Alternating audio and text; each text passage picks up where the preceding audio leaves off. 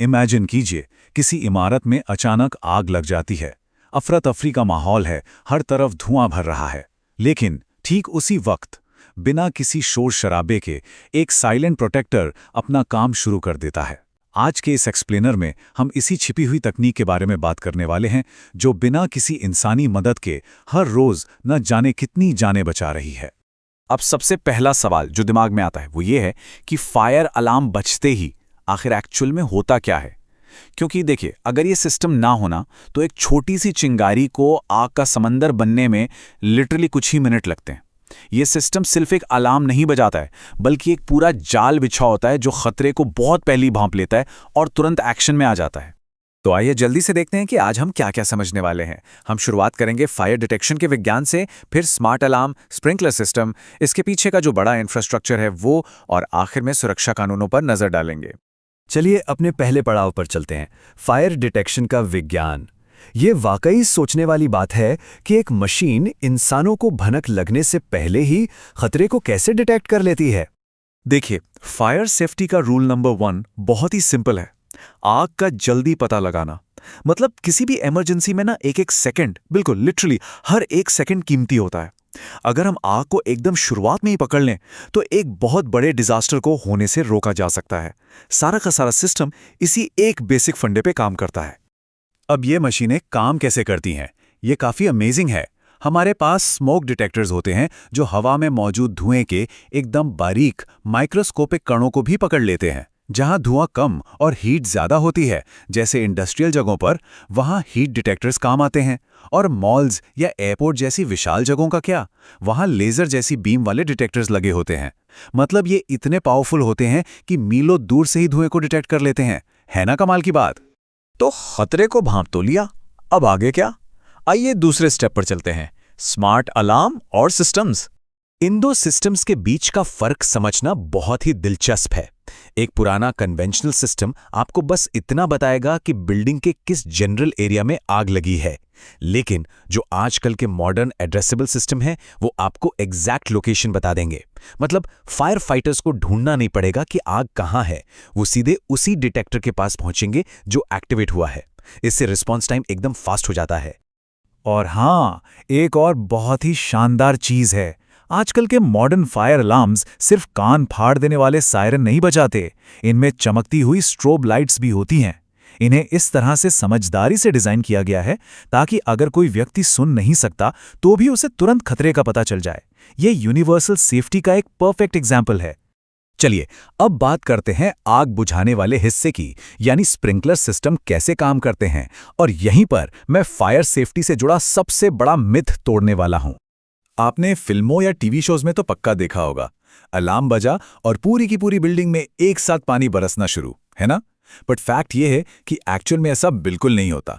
ये स्प्रिंकलर इतने स्मार्ट होते हैं कि सिर्फ वही स्प्रिंकलर पानी छोड़ता है जो सीधे हीट या गर्मी के संपर्क में आता है। ये एक लोकलाइज सिस्टम है जो बिना वजह पानी बर्बाद नहीं करता। इसमें सबसे कॉमन है वेट पाइप सिस्टम। ये घरों और दफ्तरों में सबसे ज्यादा इस्तेमाल होता है।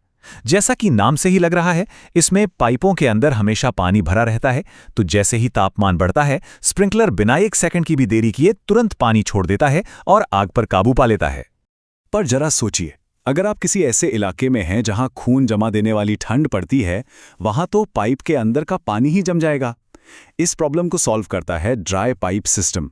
इन पाइपों में पानी की जगह प्रेशराइज्ड हवा होती है। जब सिस्टम एक्टिवेट होता है, सिर्फ तभी पानी अंदर आता है और रिलीज होता है। मतलब तकनीक ने मौसम की चुनौती का भी बेहतरीन हल निकाल लिया है। और फिर आता है डिल्यूट सिस्टम। ये उन जगहों के लिए है जो बहुत ही ज्यादा खतरनाक होती हैं, जैसे केमिकल प्लांट्स। वहां आग पलक झपकते ही बहुत तेजी से फैल सकती है।